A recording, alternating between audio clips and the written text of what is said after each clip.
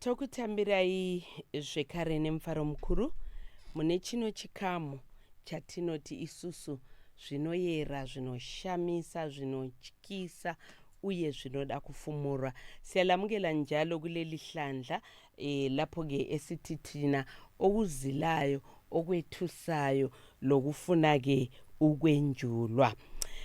Muchironga chanhasi unoyu tine nyaya inosuwisa zvikurusa, nyaya yatakanzwa mwedzi wapfuura uyo tikava nekubatikana zvikurusa. Pane vamwe baba vatakange tiinavo gore rapfuura pataenda ku Dubai tichinoselebrata Father's Day.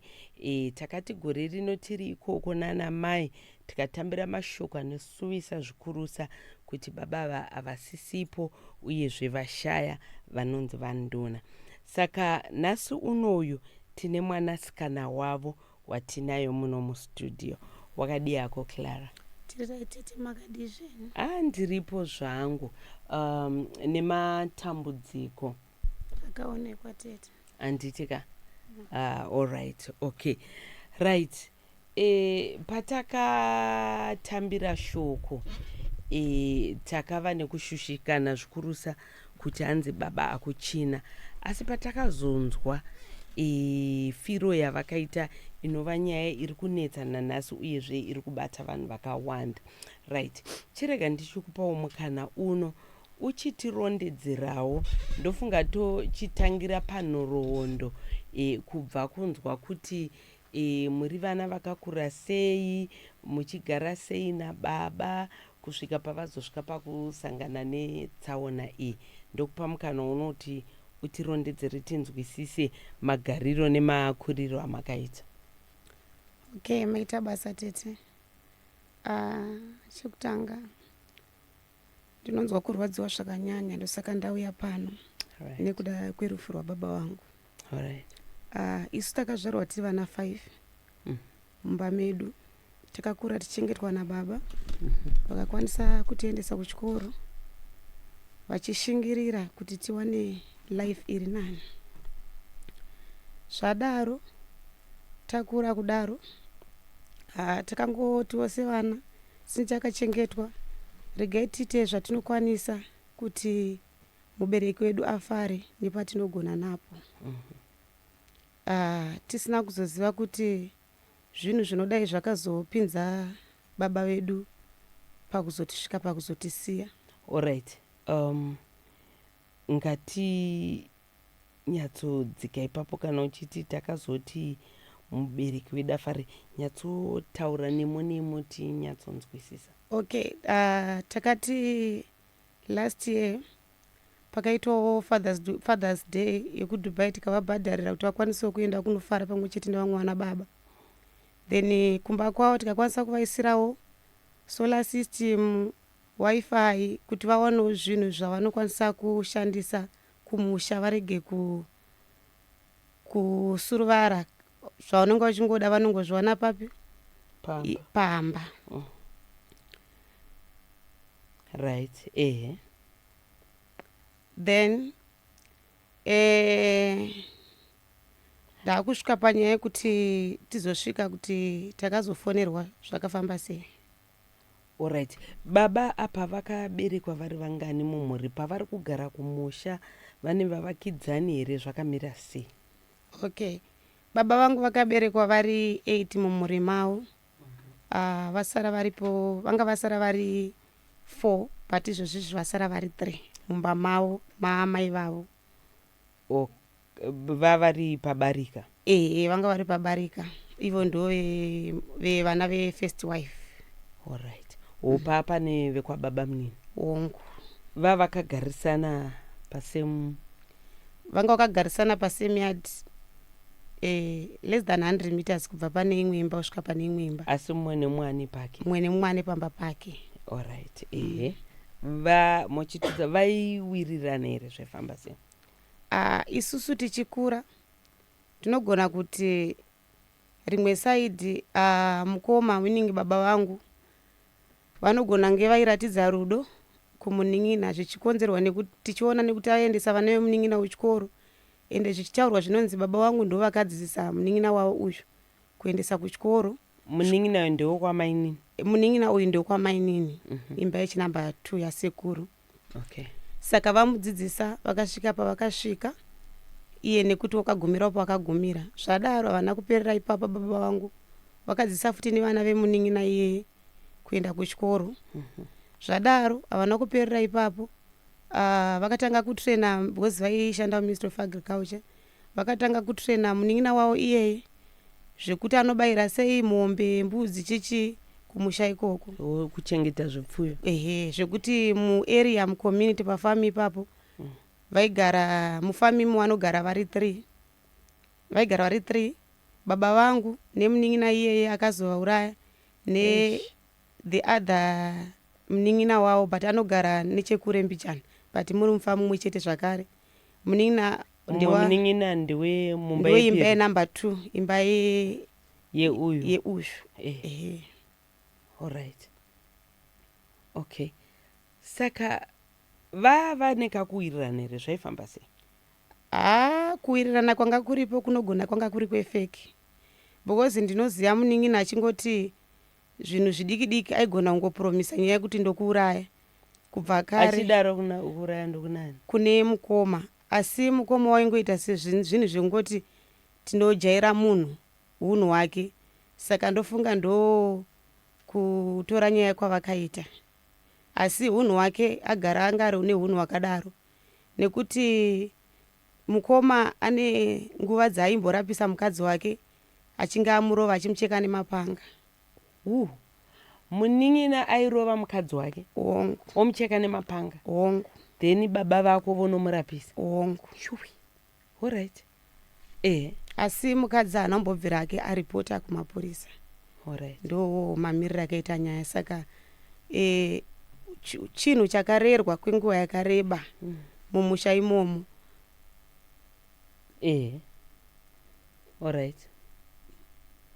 Okay. And then hande nenyaya yedu ndakuchitaura zvinhu zvakatanga kuitika paEaster. Tine imwe relative yakaenda kumusha ikoko paEaster. Yasvika kumusha ikoko inoti nyakuuraya uyu akauya pamba pemukoma, meaning baba vangu. Vakasvika pane kamwe kamukomana kavaichengeta kavaigara nako. Vasvika kudaro anzi akadedzera kuti bosi wako aripo here? Zvikanza mukomana iye akati havapo. Akadedzera kuti ndinouraya munhu.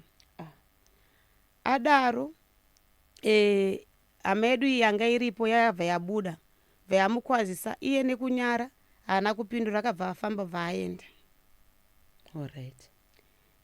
Zvadaro pari kunzi kumashure I think before Easter pane mwana nyakuurayo ane mwana wake musikana ari form 3. Saka hanzi pamba pane imbwa, kwamukoma kwanga kune imbwa, kwababa vangu kwake munin'ina kune imbwa. Imbwa idzi runzi dzakatanga kurumana.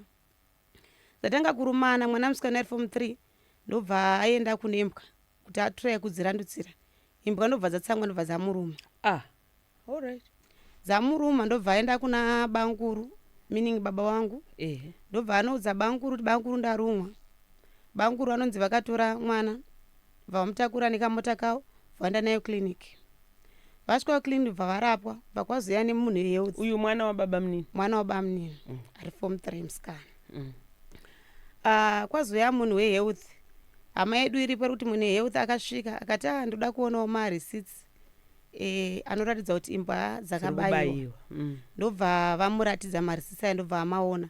Ndobva aenda kumba kwababa munini ava munin'ina wenyakuuraya uyu. Ndobva anoudza mukadzi wacho kuti imbwa dzakabayiwa hadzina chirwere. Zvadaro ndobva zvapera zvakadaro. Isi takatofunga kuti patakanzwa takangoti nyaya dzagadziriswa dzaita sei? Dzapera. Because takangodzwa senyaya kuti zvinhu zvangoitika, hatina kunzwa kuti inyaya inogona kunge ichazosvitsa vanhu panguva isiri iyo. Zvadaro uyu nyakuuraya uyu anonzi aifamba achiudza vanhu ikoko because takaona mameseji mufoni mababa vangu vanga vakasenderwa nevanhu achinzi uyu munin'ina wavo ari kufamba achitinoda kukuurayai. Hanzi nechikonzero chekuti mune masola, mune firiji, mune wifi ina handina, uye vana venyu vane dzimba muHarare, uye makaenda kuDubai makatambisa mari. Akataura iye akati penjeni yamunotambira yakawanda, saka ndizive kuti penjeni yacho aifana kupiwa here kana kuti aifana kuita sei. Zvadaro baba vangu vanonzi vakaenda kunoripota kumapurisa. Vaenda kunoripota kumapurisa, this is 3 days before musi vakazonikwa vakafa. Vanoripota kumapurisa, handisingazozivi hangu kuti nyaya yakasovwa sei, because munhu uyu anonzi aitamba nemapurisa uye tichimuziva aimbove muconstabulary ikoko. Zvadaro vakaenda kumba. Isusu baba vedu havana kubvira vatiudza nyaya dzese dziri kuitika kumusha ikoko. Imi mutoriwo kuno kuHarare mugere nemurite? Hapana munhu anga ari ikoko. Vaingogara nemukadzi aivabatsira wayepa wavo ndikamukoma ikoko kavaigara nako. Zvadaro pane munin'ina wavo wandandichitaura uko ariko kuzasi ikoko, anoti ane rimwe day raakaona uyu Nyakuura atera baba vangu vaenda nembudzi vadzika nadzo ene kumafuro here kunodzifudza. Vava nezvifuyo? Hanzi akavatera ikoko akazoona vapasi. Vapai? Vadonhedzwa pasi achida kuvarova. Iye Nyakuura uyu ndobva munin'ina wake anogara ikoko mbama yeye ndobva azviona mbva amurova, ndobva zvapera zvakadaro. Tichitarisa futi history yake iye Nyakuura uyu, ane nguva yairwa nemunin'ina wake yeye, bhosi akatombomurova, but munin'ina inyaya kuti anga ane simba, achiri nesimba, akamukurira saka aitomutya. Zvadaro musi wa5 Mei ndakafonerwa naIhopa uya noti akasvika kumba makuseni, ndokubva atorana nadhedhi vangu vaakubuda kubva kumba, ndobva vasangana, vanga vaine imbwa, bva vasangana nemukadzi waNyakuura ushu achibvawo the other side. Zvezvokuti vakasangana vaibva kumain road vachipinda mugedhi, kune gedhi 1 rinoshandiswa kufamba ikoko rinopinda nemunhu wese kufamba. Imbwa ndobva dzatanga kukurirana. Imbwa dzaukurirana kudaro, Nyakuura uyu anonzi akabva amhanya kubva kumba kwake. Asvika ndobva asvikopusha mukoma, ndakakudza kuti chiine imbwa yako, asi Ihopa uyu anoti imbwa idzi yake ndiyo yanga yatotanga kukura, but hapana kana munhu akarumwa kana kuti akaita sei. Hanzi ndokubva ndatoti nhaye mukoma, because anonge vaitana mukoma vese, ko nyaya yenyu iri kufamba sei, ko sei muri kudaro mukoma wenyu. Hanzi ndokubva atanga kuti vatuka, ndosaka uchirwara. Baba vangu vairwara neParkinson disease, vaisheka kusheka maoko. Hanzi ndobva atanga kuvatukirira chichi, iwewe sei une mari, une chii, zvezvizvi une masola, inini handina, une firiji ina handina, une fao yakaisirwa vana vako vanenge vachingokuitira. But tichikombeya vana vake, vana vadiki kwazvo, because last born yemumba medu isusu ihombe ne I think 3 to 4 years kufirst born yake. Vachiri vana. Munhu uyu mudiki aive mudiki kuna mudhara wangu ne 20 years. Zvadaro hanzi akabva atanga kutora harekeni, bva atanga kutema imbwa dzedzi. Atanga kutema imbwa dzedzi, ndobva vapesana. Uyu Ihopa wao ndobva atongoti mukoma nyararai, achireva baba vangu. Avati nyararai kudaro, ndobva vanyarara. Hanzi ndobva vapfuurira mberi, because vanga vachida kuenda kunopega pekuti pacherwe mabhanana. Ndisati ndasvika kuzasiko kumanheru acho azoitika nyaya idzi, takutoti ndiye, because pane munhu akauya manheru akatema imbwa nebanga usiku hwacho, pamutsipa necheapapa. Saka haina kufa. Aiexpecta kuti mudhara wangu vachabuda mumba. but havana kunge vabuda mumba. Then kuseni vaudza vanhu vakaudza kuti ninge auya achida kutema hamiri kuti aida kundibude but atema imbwa yanga itoripo nebanga yakangokuvara apa panga patori nedhipundi raitoiswa mushonga pese panamo pese ipapa. Zvadaro vabva kumba Yehopa uyu ndobva akuti ndakudzokera kumba kwangu bhozi ane kumba kwake anouya achitawo basa aiswera pabasa achichaisa ozochaisa hake pamwe anogona kuuya kuseni okurumidza izvozvi inguva yekukohwa saka anenge achimhanyawo kupi kubasa kumba kwake. Adaro is about 400 meters kubva pamba kwavakaenda kwacho mumain road padhuze dhuze neroad. Senzvimbo isisinawo vanhu vakawanda mafarms vanhu vakawanda hakusisina saka unogona kuita kana 30 minutes kana 1 hour pasina kufamba munhu ndo advantage yaakateka. Zvadaro uyu ndobva azoenda kumba kwake Yehopa aenda kumba kwake that was around 10 makuseni akasiya babu waro vari kumunda vachitongopinda kumabhanana kwavo kuti vapege. Alright. Ndobva aenda kumba kwake kudaro ndobva andifonera bva anditsanangurira kuti zvinhu situation yandaona kumba haina kundiitira zvakanaka. Temi yandakatiraya kuti ndifonere mudhara foni yavo yanga isasaite. Zvadaro pandakazodzoka back kuti ndifonere mukadzi Yehopa wavo foni yake yanga isasadairwe. Akazoresponda kuma5 manheru aresponda kuma5 manheru ndobva ndatomuti foni yamudhara wangu haisikuita sei haisikuita saka ndanchikumbira kuti mundizonditarisirawo sezvinhu kuri kunhu kunenge kwasviba kuti munhu mukadzi azofamba ega usiku ihwo zvanga zvisingaiti ndobva tataura ndatoitirawo foni haisikuita sei asi ndichamukira makuseni na6 ndikati it's okay. Ndobva the following day swa6 ndobva amukira vaenda kumba asvika vanoka ndobva ndatarisa ndobva ndaona kuti hapana munhu because kana muine munhu vari mukati mune makaiswa key iri mukati bva ashaya munhu ndobva abva ipapo ndobva aenda kumunda kuya kunovatarisa ndopavakasvika vakatemwa vakafa. Saka kuseni ende tichitarisa inyaya yekuti vanga vasatoita basa saka baba vangu vakaurayiwa na9 makuseni vakaswerapo vakararapo musi wa5 vakaswerapo vakararapo but kubva panhu ipapo kusvika pamba panogara pavaigara vese iye nyakuurayana ivo it's about 400 meters. Zvadaro murume uyu anga achinzi anga asisagari kupi kumba kufamba ikoko anga ane mumwe mukadzi wanga akugara naye rimwe village zvekuti unofamba almost 1 hour to 2 hours kuenda ikoko ndokwaanga akugara. Anonzi akaonekwa naYehopa uyu musi waaita zvinhu izvo kuma4 ndobva atoti hanzi ndobva ndamubvunza ko munozvifambisa zvonzi ndoda kungovarwadzisa hanzi ndo kuma4 manheru asi zvazvaitika anga atozviita makuseni akatopfuura but haana kubuda pachena.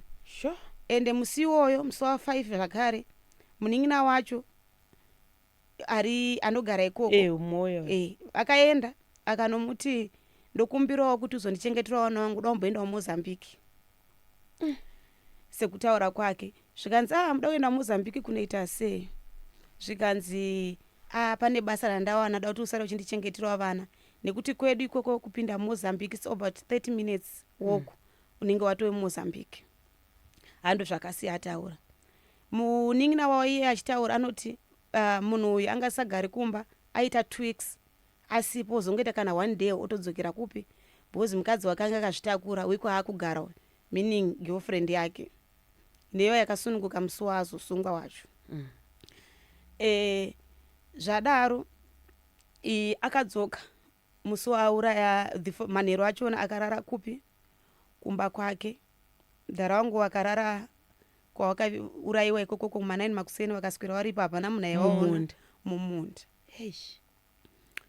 Uyu Yehopa azoenda ikoko paakasvika vakatemwa ndokubva azobva ipapo ndobva azoenda kumapurisa paanoripoti. Akavazivisa vanhu vari munharaunda iye akati hakuzi kunhu kwekuti vanhu vari munharaunda vanowanikwa vanhu vari kure nekure saka the best way yaunokwanisa kuenda kutongoenda mumapurisa uchitongofamba nerodhi kuitira kuti vaunenge wasangana nawo but iye anoti haana munhu wakanga asangana hake naye hakuzi kure zvakanyanya kusvika kupolisi kwachona asi anoti handina munhu wandakasangana naye murodhi. Nyakura uyu anonzi pakauya polisi anga atoripo pane vanhu ipapo akabva uyewo pauya polisi akafonera ndiye akafonera futi munin'ina wake achimuti uya kunoku vanhu ndakanetsana namukoma nezuro vanhu ndobva vauraya kuti ndinzi ndini ndaita sei ndapara mhosva. Hanzi vanhu ndo vanhu vapi? Vanhu haana kutaura. Zvadaro tiri zvinhu zvese zvibva zvakaitwa bhodhi isusu taibva kuno kuHarare takasangana nebhodhi mutauni ichiendawo mochari iye anga ariwo mumota imomo saka achitochema kune vanhu aiti iye haaziri akauraya ndo matauriro aita asi akazotaura kuti iye the following day musi waakatera alright apa bhodhi masangana nayo iri kuendeswa mochari bhodhi yanoiswa mochari bhodhi yakazoendwa mochari bva yazonzi postmortem bva madzoka mukaungana pamba vatadzoka vamwe vakasara isusu tikauya kuno kuHarare ichiteera process yese yepostmortem bhosi yakazoitwa after some days. Ivo vakasara pamba bamuninava ayo bamuninava haana kusara pamba musi wakauya nebhodhi akabva atorwa nepolisi wakabva atorwa akatongouya nebhodhi bhosi takazobvunza polisi kuti munhu tiri kudzokera nebhosi tanga tiri kutoziva information yanga tinaye besi nezvinhu zvataiudzwa nevanhu yewopo anoti ndaona nyaya iyi ichiitika ndakabvunza kuti vana venyu vari kuzviziva here achibvunza baba wenyu hongu but akaudzwa kuti handidi kushungurudza vana vangu. Havana kukuudzai? Hatina kubvira taudzwa kuti ndo zvinhu zvavari kurarama mavari. Tasangana naye aine polisi akabva azotorwa hake nepolisi but anga asati abvuma hake mhosva yake aiti iye haaziri because panonzi pakauya polisi akambodemonstrate vanhu vachiti vanhu vangomunongedzerawo hameno zvakaitika tanga tisipo asi akabva adedzera kuti ndiri kudzoka jere rinopera wese andinongedzera ndiri kuuya ndinoenda kujere but jere rinopera hanzi akademonstrata zvezvekuda kuti karati ungaroda kutorova vanhu zvadaro ndobva ndakanomubvunza ndakamuona the following day ndobva ndanomubvunza kuti zvafamba sei chii chazoita kuti musvike pasuch extent yekuita unhu wakadai imimi munhu yakakudzidzisai agokudzidzisirai vana venyu isusu mwana wenyu apedza form 4 tikamutora tikatanga kugara naye meaning kugara naye kwataita maitoti gona kutotisira poison ndozvazvinotoreva because mine mission dzenyu kuita sei kudhara.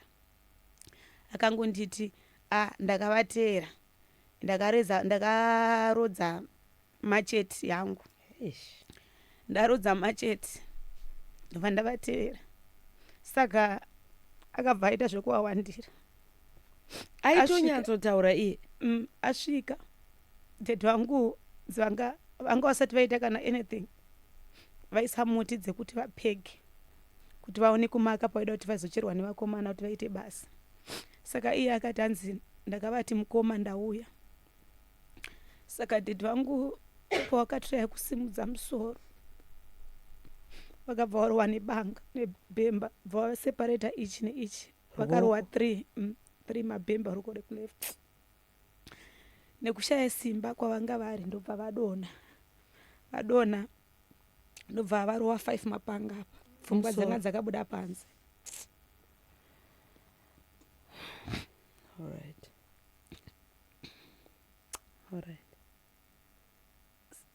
Ndo zvavanga vari asi reason chaiye kuti atiudze vanhu vari ikoko vanongotaura kuti panhamo pacho patanga tiri panhamo vaitaura kuti aifamba achitotaura kuti mukoma vanowana vanodya mari yepenjeni yakawana ndo nyaya dziri kungotaurwa vakaenderei kuDubai vakatambisa mari havana kubvira vandiudza ende munhu anonzi ane list revanhu ikoko kumusha ikoko vaitaura panhamo vaisimuka vakaudza akasiya promisa ndoda kuurayai vamwe vanhu vamwe vavakadzano vamwewo ndeve ikoko asi vaisimuka vachitaura vanhu veikoko vanotoziva kuti nhingi nanhingi nanhingi vanga vari palist rake rekuti vaurayiwe.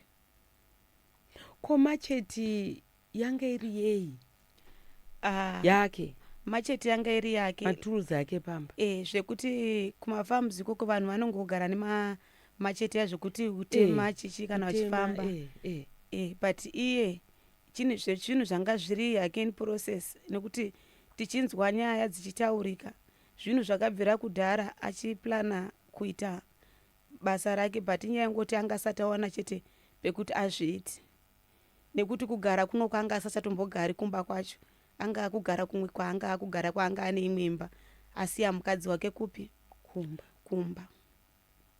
Saka akazosununguka musi waasungwa ndiye mukadzi uyu mukadzi wake hatingati mukadzi wake girlfriend rake ndiro akazosimuka musi waasungwa wacho iwayo. Zvinonzi kudzoka kwaakaita anga achienda kuclinic aida kutsvaga zvinhu zvekushandisa here because mukadzi wake anga akutransfer kuti aende kuhospital. Saka makatovatarisa mukavabvunza kuti why? Inini first day ratasangana musi wa5 usiku mutauni time yatakabvunza kuti why haana kupindura. Vanhu vanoti musi wacho wazvaitika iye paanga aripo pakatorwa nepolisi akaenda kumba akanobviswa hembe achinzi ngaapfeke hembe nyuwana akadonha kamuti kake kanga ari mukamidzi kanga ari muhomwe. Kamidzi kei? Mishonga? Amene kuti mishonga here kana ndo zvaitemba nazvo hatizive, tanga tisipo. Saka the following day ndo ranga akuzobvuma nyaya yake ava mukati memaporisa. Ndo paakataura ega kuti ndo zvandakaita. Tikati kana nesu kuti titaure kuti reason yacho takaishaya, asi semunhu ake anenge aine godo rake rinenge richikura riri maari imi muchitirai kumitira zvakanaka hatina kunge tazviziva kuti ndo magumo acho. Shame. Saka macheti yacho yaakashandisa yanga iripo paakasungwa yakatorwa?